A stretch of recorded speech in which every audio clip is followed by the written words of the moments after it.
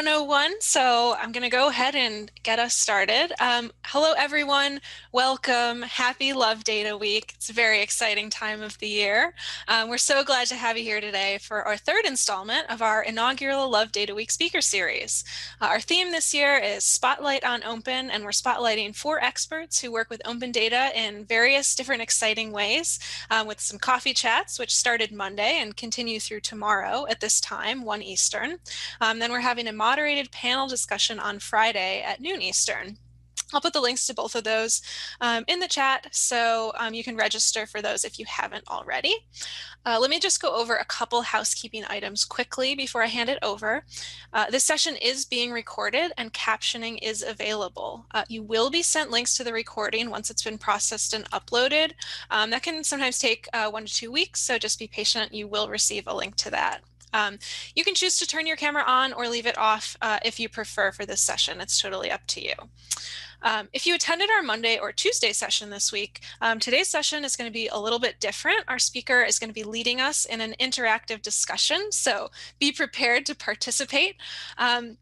You can participate either in the chat or by unmuting yourself to speak, but to make the captioner's life easier, I'm going to recommend that if you have just a small comment or something short, you keep it to the chat, because this is going to help us avoid crosstalk and make the captioner's life a little bit easier. So err on the side of using the chat for short comments or responses. This webinar series is hosted by the Research Data Management Working Group of the Network of the National Library of Medicine, which is an outreach and engagement arm of the National Library of Medicine. We provide free training, funding opportunities, and more nationwide. And you can learn more about us at nnlm.gov. As a companion to our series, we've compiled a list of 23 things about open data. These are fun tips, resources, and more that can help you learn more about open data and its uses. You can download the PDF of this list from the course pages, which again I will link, for either the coffee talks or the panel discussion. It's on both pages. And the slides for each presentation will also be available for download on the course page for the coffee chats. So now, without further ado, allow me to introduce today's guest, Yasmin Shorish. Yasmin is an associate professor and the head of scholarly communications at James Madison University Libraries. Her research focuses on changes in scholarly communication, data ethics and privacy, and issues related to representation. Yasmin, the floor is yours. There we go. Thank you very much. And thank you for the invitation to come speak. I'm really excited for this. And yeah, 30 minutes of discussion via Zoom. I think we can do it. Let's see how it goes. Just a little bit, very, very, very brief introduction of myself in addition to what Kelsey said. I've held positions in a health science library. I've been a science librarian and a data librarian before moving into the role that I'm in now. So I like to think that this gives me a healthy amount of perspectives coming from different areas in librarianship and how things might look different and have to behave differently in different contexts. So I know some of you, well, hopefully came here because you were curious about talking about scholarly communications during Love Data Week. And perhaps why are we talking about scholarly communications during Love Data Week? And I just really want to underscore this connection of data as an integral part of the scholarly communications landscape. It is a scholarly product in its own right. You might hear it called a first-class scholarly product, which I think is an interesting phrase, but it has its own place in the landscape that stands apart from an associated publication, which hasn't always been the case, right? This is a relatively new development in scholarly communications. It is able to be disseminated maybe through informal paths, but also formally published, and there's a different conversation to be had about what that means between formal publishing and informal dissemination, but just saying that it has multiple ways to get out there and get shared. And it's used, of course, in the creation of new research. So all of this are really key components to what we think of when we think about scholarly communication. So I'm pulling heavily for this discussion from prior work that was done through ACRL's Research and Scholarly Environments Committee that I chaired in 2018, 2019. We produced a scholarly communication research agenda. This is the cover of that. You can, it's on the 23 things list as a open download for the PDF. So if this sparks interest for you, which I hope it does, you can dive deeper into that and also look at the resources and references associated in that publication. What I'm hoping that we'll be able to do today is have a discussion around these questions as prompts. So moving on. I see that there are a lot of us here today, but probably coming from different contexts, from medical libraries, health science libraries, academic libraries, special libraries. I'm curious to see how open data has been discussed in your environment, or if it's been discussed a lot, and who's doing that? Where are these conversations happening? Then maybe we can talk a little bit about how we think open data can promote equity, but also talk a little bit more about when openness kind of actually creates exclusivity and is not inclusive, right? So by having things be so open, it's not actually an inclusive practice. And so there's tension in these last two bullets. So I'd like to see if anyone feels comfortable responding to the first bullet, because no one is jumping into the chat super fast, but you can always do that or unmute.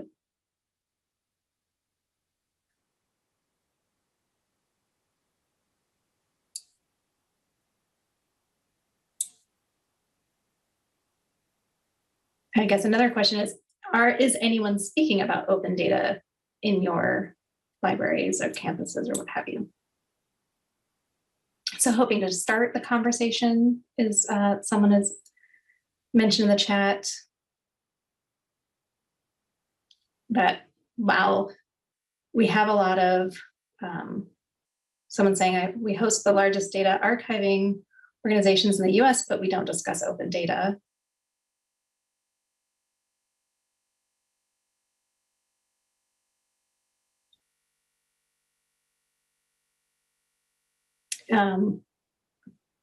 Contrarily, we have open data mandated at someone's place of work and are working on developing guidance, right?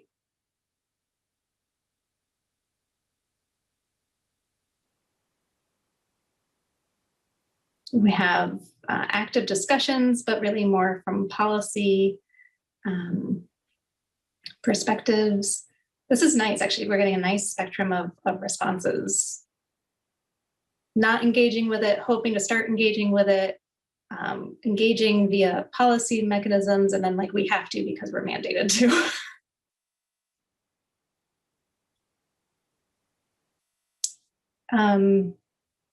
Okay, people can continue to contribute via the chat to that first bullet. Oh, public library.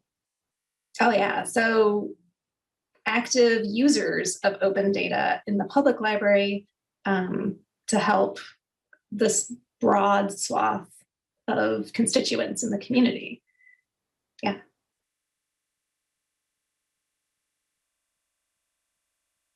And then two contexts, right? Somebody who was in an academic library where lots of discussion about data sharing, but is now in a hospital library, and most of the discussion around open data there has been around protected health information and PHI. And probably, and Anthony can tell me if I'm wrong here, but I think probably the tension of protecting that health information and also making data available? Yeah, I think it's, sorry, jumping in. The context has definitely changed and changed the conversation a little bit for me. Not that it's a negative context now, but it's a lot more complicated than it was when we were talking mostly about public data. Absolutely. And touches a little bit, I would say, on the third question here of, when don't you maybe want to go all open? When could that openness really be alienating a population? Pam says that meeting with the researchers to talk about libraries supporting open data. So this is great. We've got people really at all points of engagement, I would say, in this landscape. And I want to ask now, like, how, when you're having these conversations, how is equity being discussed, or is it? It's a valid question, with respect to open data. And I'm also curious about the government, those working in the government organization where it was mandated. How much does that mandate come from the space of equity? Like, what's the rationale that's being given?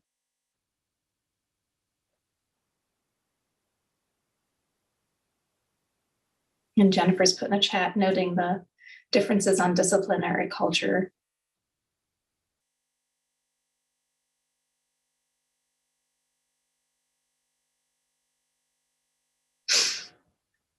So there's been some discussion about equity to make the data more accessible for reuse, so that different domains and a wider array of people who might have fewer resources can engage with it.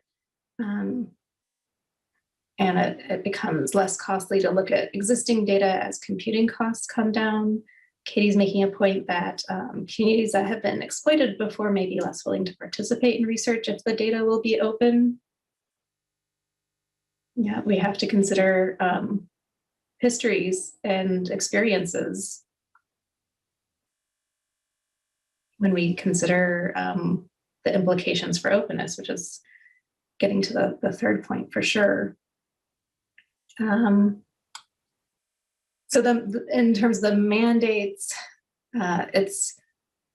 equity is probably one consideration, but it's not necessarily the primary consideration. And Stephanie, if I can say, it's probably not being led, the conversation isn't being led with equity. Yeah. Decentralized structures can really make it difficult to have a cohesive plan for openness. And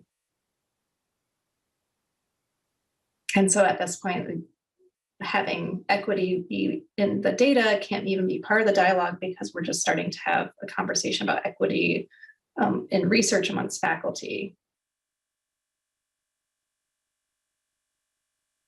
Yes, and Mike and Stephanie are kind of, I think, resonating with one another, that the focus seems to be on where the funding came from, and making sure that there's equity back to those funders, and in federal case, that would be taxpayers.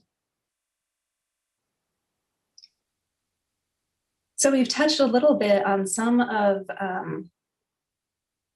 the historical context of open data is generally put out as creating easier sharing, right? So that more people can have access to the data. And so if equity shows up, it sort of shows up in that let's reduce these barriers to access so that you don't have to belong to a well-funded organization that can pay your way into accessing this data, but it's open and anyone with an internet connection presumably can access them and make use of them and do amazing things for humanity.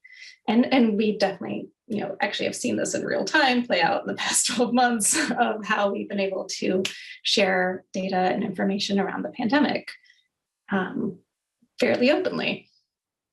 But we've also, I think Kitty made the point about where there might be reticence to openness, right? And if you're if you belong to a population group that has not had a good experience with the research context, you might have strong feelings about your data being made available. I would also say that there are cultural norms around what is shareable public information and what is private information.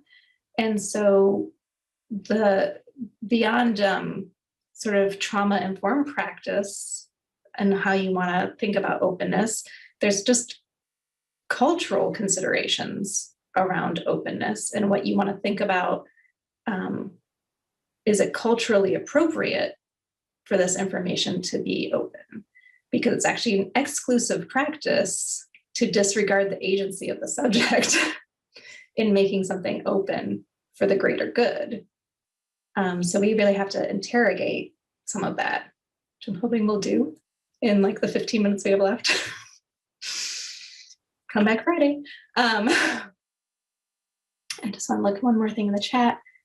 That there are definitely open data, just like open access is not like a free thing, that there are costs to be incurred in making something open, and that it can also create hardships for less resourced researchers who need to make that data open. Thanks, Mike. That's a great point.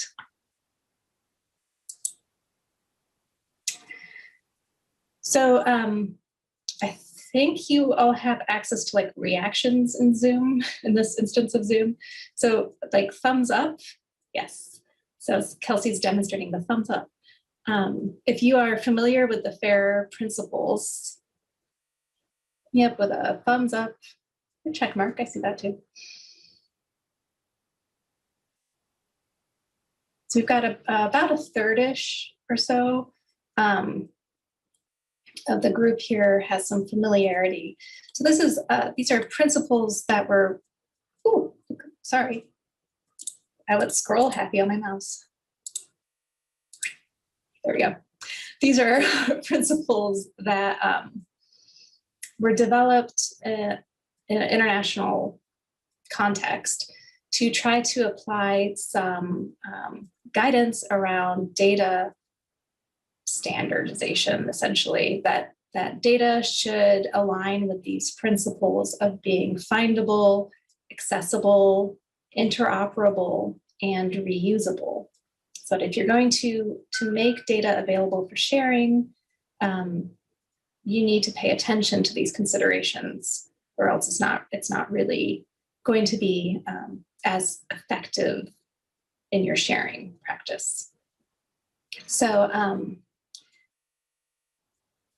what I'm thinking about is what you would consider if you wanted to map concepts of openness and equity and inclusivity onto these principles, and have you try to do that in your own context if you're working with researchers who are familiar with these principles, or if you're trying to educate a constituency group on these principles.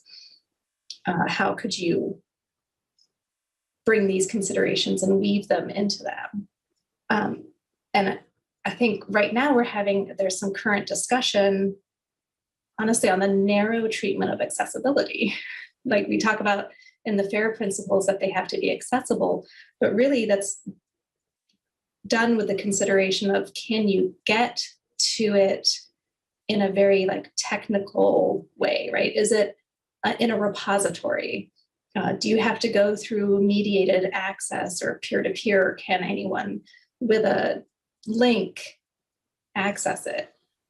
But we don't get into like, is the data actually accessible from a universal design and experience perspective? So that's just one example of the ways that we could be going maybe a bit deeper with these principles, which are great, but maybe you want to think about some of the intentionality behind, well, if we were trying to make things inclusive and we're trying to make things equitable with these open data, what additional work might need to be done here? What additional considerations might we need to have to get to that place? Keep an eye on the clock. So I want to also bring up these principles that are the CARE principles, and were created specifically by and for Indigenous populations. And we talked about communities and cultural norms, and this is an example of principles created by a community in the context of shared norms and expectations that apply, or I should say, assert agency in how data is considered, dealt with, collected, researched, what have you, within that context. So Terry's making a great point in the chat that I encourage you to look at about making things accessible from a readability perspective. So these principles that talk specifically about what is the collective benefit to the data, who has authority to control the work, what is the responsibility of the community and to the community with respect to the data, and the ethics surrounding the use and reuse of the data. These principles are created for a specific context, and it might have utility for other minoritized populations in particular, or other contexts, but it's always important that we foreground the originating purpose of it and respect that. And then think about, well, what are the implications of the work done by this community in making things inclusive and really foregrounding equity? And again, I'll say the relationship of equity and agency, especially if you're working with populations, with peoples, or we have 7 minutes left. I'll stick with people. Here's the thing about populations. The centering and agency will have a direct connection to the equity of the situation. Thank you, Kelsey, for putting that in. Yeah, that was a good session there. But it's definitely something to incorporate into your consideration of data, and also incorporate into you as a researcher, or you as someone working with researchers. If there's open data available, how much are we really interrogating the provision of that data?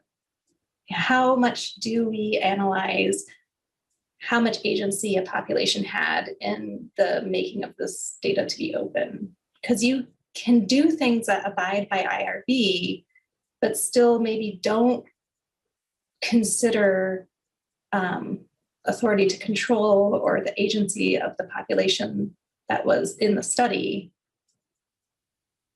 fully. And if we are promoting open data a lot without providing the interrogating questions that need to go along with that, we could find ourselves being part of a research community that becomes complicit in these research practices that entrench inequity at the sort of, promotion of openness, which everyone gets good feelings about, and often for good reasons too. but we don't want that to be at the cost of propping up structures and systems of oppression, essentially, without getting too like heavy about it. But that is essentially what we do. And I think sometimes in the research environment, we take a very antiseptic view of research once the data is there, and we want to get behind it. But I think there's a good reason to interrogate some of that more. What do you all think?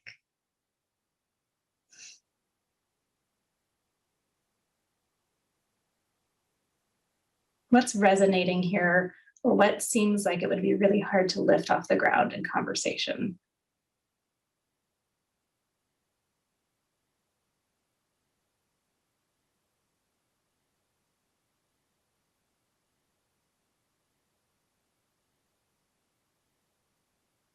To use the CARE framework to start the conversation.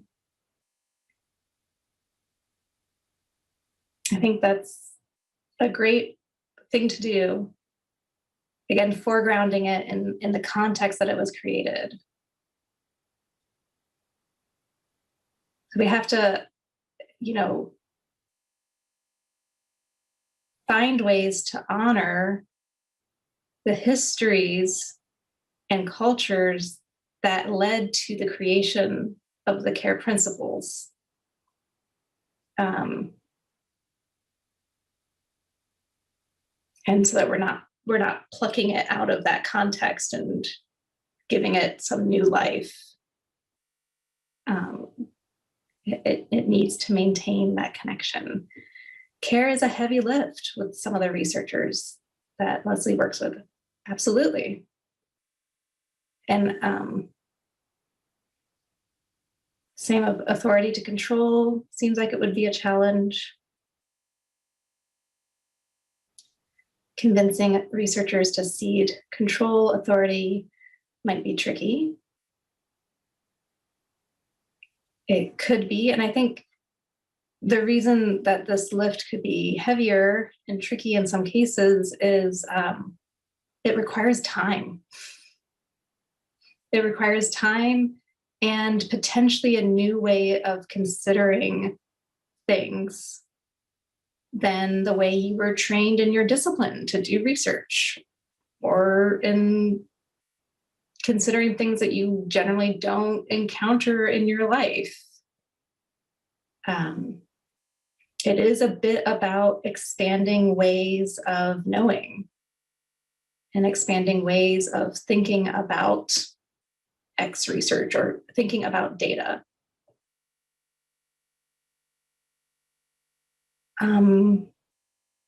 Yeah, that's a time commitment, right? That you're asking people to invest in.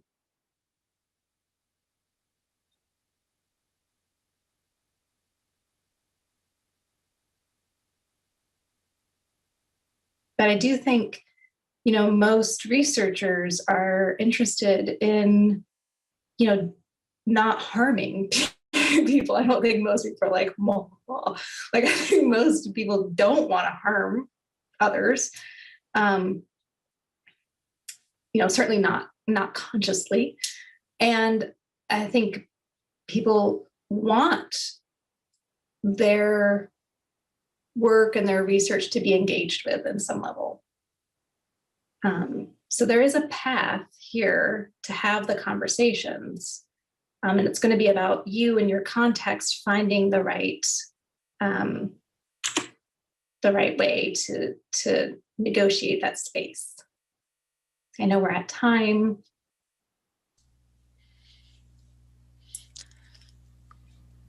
Yeah. Add more stuff in the chat box and, Yeah, feel free to hop into the chat with anything. We are at time, so we won't be offended if you need to hop out. I want to say thank you, Yasmin, for leading us in that discussion. I think you've really given us a lot to think about, and I think, I mean, I have some questions that I'm interested to ask at the panel on Friday. Maybe some other folks do as well.